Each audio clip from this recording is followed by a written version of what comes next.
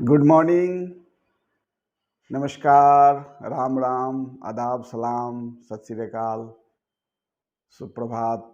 आज पुनः हम हाजिर हैं आपके बीच और बहुत अच्छा मौसम, सुहाना मौसम है। हल्की हल्की हवा चल रही है अपने और चिड़ियों का कलरव सुनाई दे रहा है। एक नई एनर्जी के साथ आपके बीच हाजिर है। उम्मीद है कि आप लोग भी सवेरे उठ जाते होंगे और morning walk, warm up, yoga करने के बाद मैं भी करता हूँ और एक नए दिन की शुरुआत करते हैं एक नई संकल्प के साथ कि आज हमें कुछ करना है। तो सभी तमाम लोगों को, तमाम दर्शकों को, तमाम बंधुओं को, जो आपने आज उठकर आज के लिए कार्य रखा है, आपने कोई नई योजना बनाई है या कुछ प्लान किया है, तो सभी को मेरी शुभकामना है। ईश्वर आज आपकी जो आपने मनचाहा काम को पूरा करे और आप जो है स्वस्थ रहें और उन एनर्जी के साथ रहें। तो धन्यवाद मित्रों। आज हम दिव्यांगजन अधिकार अधिनियम की जो सीरीज़ है उसमें आज हमारा जो है 25वां दिन है और धारा 26 के बारे में बताएंगे।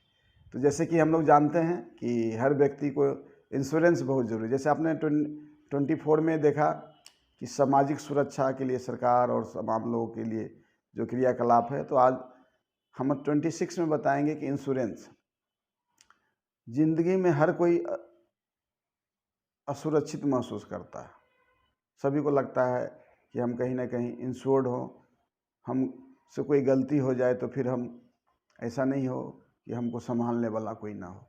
जैसे बंधुओं, आप कहीं चलते हैं, यात्रा पर कहीं जाते हैं, तो आप कुछ पॉकेट में पैसा लेके जाते हैं। बेशक वो पैसे की यूज नहीं होती हो, लेकिन वो पैसा जो है आपको एक इंश्योरेंस देता है, एक आपको छाया देता है, आपको एक रक्षा करने के लिए मन में प्रेरणा देता है कि भाई कुछ भी होगा तो मेरे पास तो पैसा है।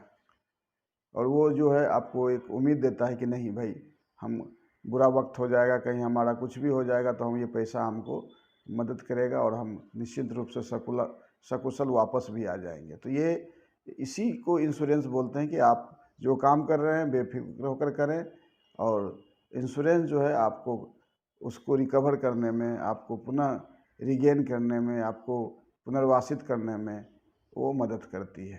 तो आप सभी जानते हैं कई तरह के इंश्योरेंस होते हैं। हेल्थ इंश्योरेंस होते हैं, हमारे बीमा जो होती है, घर की बीमा होती है, हमारी संपत्ति की बीमा होती है, हमारे स्वास्थ्य की बीमा होती है, हमारे प्रॉपर्टी की बीमा होती है, हमारे फैमिली की बीमा होती है, कई तरह की बीमा होती है।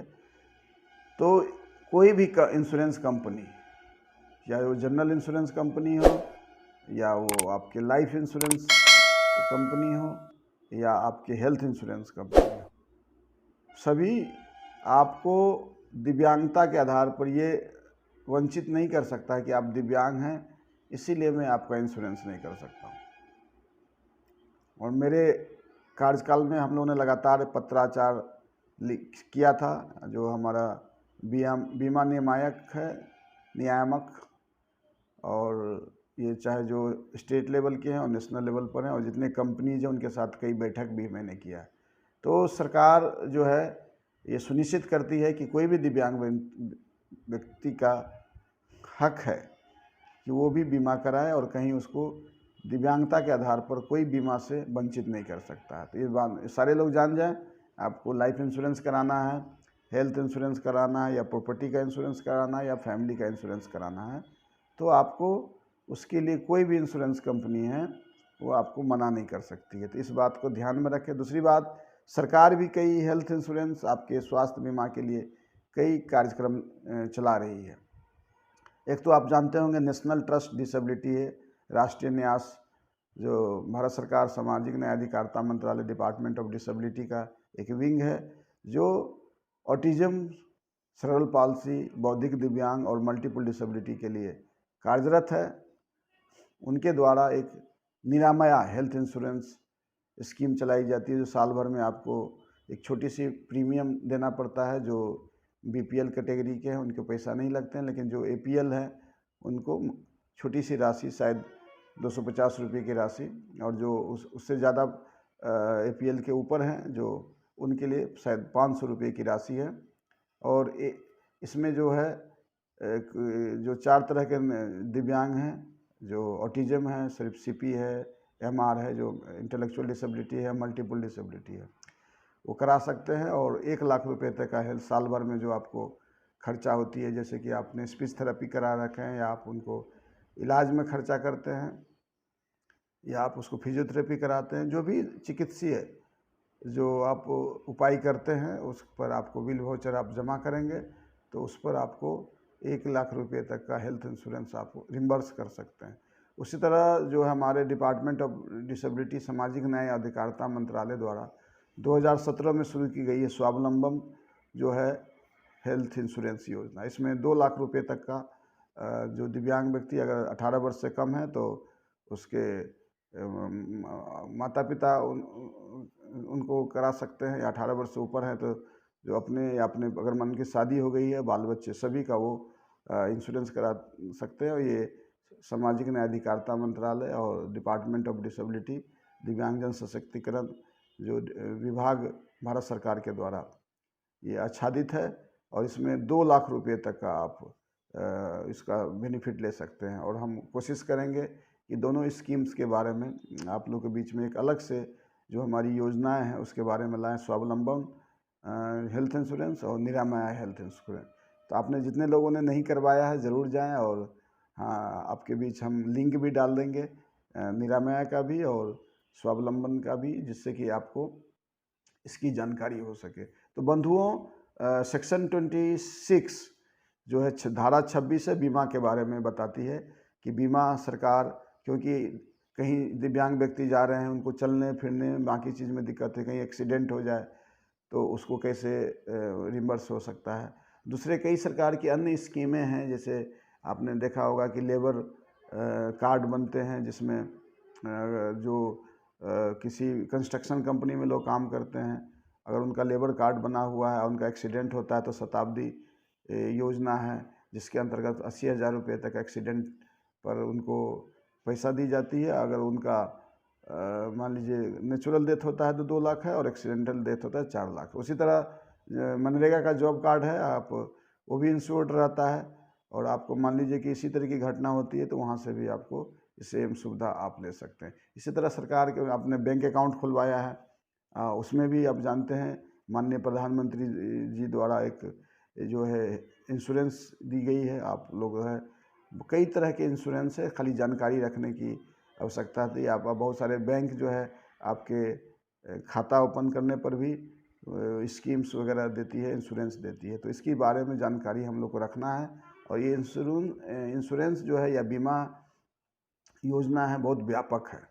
हमको हर समय अपने सारी चीज़ को, कभी हमारा प्रॉपर्टी का नुकसान ना हो उसके बीमा कराते हैं, कभी हमारा स्वास्थ्य का जो है नुकसान या स्वास्थ्य हमारा प्रॉब्लम होता है उसका कराते हैं, लाइफ का कराते हैं कि हमारे बाद जो है हमारे बच्चे या जो हमारे डिपेंडेंट हैं हमसे उस पर उसको कैसे बने, ये कई तरह की योजना है। तो ये सेक्शन 26 में सरकार ने ये सुनिश्चित की है कि दिव्यांग व्यक्ति भी वो जो है इंश्योरेंस की जितनी भी योजना है उनका लाभ ले सके। तो और कहीं भी कोई व्यक्ति, कोई संस्थाएं, कोई सरकार के ऑर्गेनाइजेशन, किसी तरह का इंस्टीट्यूशन वो मना नहीं कर सकता है, मना ना करे, और साथ ही साथ प्राथमिकता के आधार पर और दिव्यांग जनों को जो है इसको ज़्यादा से ज़्यादा आच्छादित करे, ज़्यादा से ज़्यादा लाभ दे, और उनको रिम्बर्स करने की प्रक्रिया को भी सरल बनाए। आपने देखा होगा कि पिछले साल पटना में पानी जल जमाव हो गया था, जिसके कारण बहुत सारे जो घर में सामान रखे थे वो नुकसान हो गया। तो बहुत जगह ऐसा है कि उसके लिए अगर आपने कराया था तो बहुत लोग को रिम्बर्स भी हुआ। या आप कहीं एक चीज़ और मैं बता दूं कि जैसे कि आम लोग को भी बता देता हूँ, आम लोग अगर मान लीजिए ट्रेन से या यात्रा कर रहे हैं, विमान से कर रहे हैं, या सड़क पर जा रहे हैं और कोई उनको धक्का मार देता है, और वो धक्का मारने से अगर वो एक्सीडेंट होकर वो अगर कहीं उनको चोट लगता है और कहीं वो दिव्यांग हो जाते हैं, तो थर्ड पार्टी इंश्योरेंस होती है जो हमारी बीमा का जनरल इंश्योरेंस है, उनके माध्यम से आपको FIR दर्ज कराना चाहिए, और आपका जितना इलाज पर खर्च हो रहा है, जितना नुकसान हुआ है, ये जो है आपको बीमा कंपनी के द्वारा और ये सरकार के द्वारा भी आपको जो है इसको पैसा दी जाती है और आपको इलाज के लिए भी दी जाती है और आपको बाकी लाइफ के लिए भी दी जाती है। अगर डेथ भी हो जाता है उस स्थिति में भी, मान लीजिए कि आपने गुजर रहे हैं सड़क पर, अनजान गाड़ी ने आपको ठोकर मार दिया, आपका किसी तरह का नुकसान हो गया या जीवन जो है समाप्त हो गया, मृत्यु हो गई, स्वर्ग सिधार गए, तो उसमें भी सरकार की योजना है कि आपको जो है वो सीओ को आप लिखेंगे और उसमें जो है अभी तो कम 2 लाख रुपये जो है से ले बढ़ाकर 4 लाख रुपये तक कर दिया गया है। और उसमें भी जो है आपको एक्सीडेंट के डेथ होने के बाद भी सरकार के द्वारा जो है आपको इंश्योरेंस दिया जाता है। तो हर तरह का इंश्योरेंस है, ये बहुत व्यापक है। हम तमाम लोगों को चाहिए कि कम से कम जो इंश्योरेंस के बारे में ज़रूर जानकारी हो। अगर आपको कहीं एक्सीडेंट होता है या आपको कोई सामान चोरी या कहीं आपने हेल्थ इंश्योरेंस नहीं कराया तो करा लीजिए। इंश्योरेंस सारे लोग हम आज के बाद कोशिश करें कि कहीं ना कहीं जो सरकार की जो पॉलिसी है उसमें इंश्योरेंस भी करा लें। अगर आप और इंश्योरेंस की योजनाएं भी जान लें, जैसे कि गैस सिलेंडर फटने से आपका डेथ हो जाता है, कुछ होता है, तो उसके जो है डिपार्टमेंट के द्वारा जो हमारे जो गैस एजेंसी जो बना है एलपीजी जो है डिपार्टमेंट उधर, या बहुत सारे एक्सीडेंट जो होते हैं काम करने के दौरान, आप कंपनी में काम कर रहे हैं या सरकारी सेक्टर में काम है, भवन निर्माण बनाते समय मान लीजिए छत से गिर गए और आप तो लेबर डिपार्टमेंट के द्वारा भी इंश्योर्ड आता है। बहुत इंश्योरेंस एक व्यापक है। मैं तमाम लोगों को चाहूँगा कि आपके आसपास अगर किसी इस तरह का होता है तो ज़रूर पता करें कि वो व्यक्ति इंश्योर्ड है कि नहीं, या सरकार के जो इंश्योरेंस सिस्टम है उसमें आता नहीं है। और ये कोई ऐसा ना रहे कि दिव्यांग व्यक्ति जो है इससे वंचित रह जाए, क्योंकि इंश्योरेंस की जानकारी बहुत व्यापक है। हम धीरे धीरे अलग से हम लोग इसके बारे में विस्तृत चर्चा करेंगे। तो उम्मीद करते हैं कि जो धारा 26 है, जो बीमा के बारे में बताया गया है कि दिव्यांगजनों को भी बीमा के लिए सरकार पॉलिसी बनाएगी या प्राइवेट ऑर्गेनाइजेशन है और इसको भी प्रोत्साहित करेगी, तो धारा 26 इसके बारे में चर्चा करते। उम्मीद है कि ये धारा 26 जो है आपको समझ में आई होगी, आसानी तरीके से मैं समझाया, और इसके क्या क्या कहाँ से कितनी जो है इसको इंश्योरेंस कहाँ से बेनिफिट ले सकते हैं, वो अगले हम जब स्कीम्स के बारे में जब चर्चा करेंगे तो उसमें भी बताएंगे कि कैसे दिव्यांग व्यक्ति जो अलग अलग तरह के इंश्योरेंस है या जो बीमा है उनसे कैसे लाभ ले सकते हैं। तो आज के लिए बस इतना ही, फिर मिलते हैं कल एक नए धारा के साथ। तब तक के लिए विदा लेते हैं। नमस्कार।